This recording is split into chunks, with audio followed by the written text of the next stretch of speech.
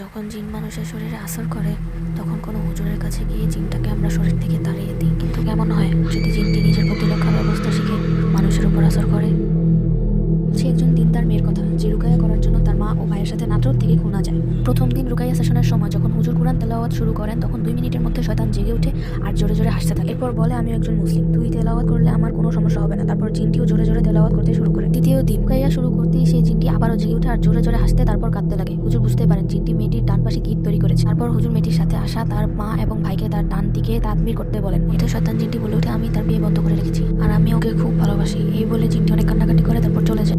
শেষমেশ তৃতীয় দিন তেলাওয়াতের শুরুতেই শয়তান রাম রাম বলতে শুরু করে এবং হাত দিয়ে ইলুমিনাটি এবং শয়তানের চিহ্ন দেখাতে শুরু করে। এক পর্যায়ে শয়তান জিনটি বলতে লাগলো, আমাকে শয়তান পাঠিয়েছে এই মেয়েটিকে ধ্বংস করে দেওয়ার জন্য। হুজুর বুঝতে পারলেন জিনটিকে কেউ এই মেয়েটির ক্ষতি করার জন্য পাঠিয়েছে। তারপর জিন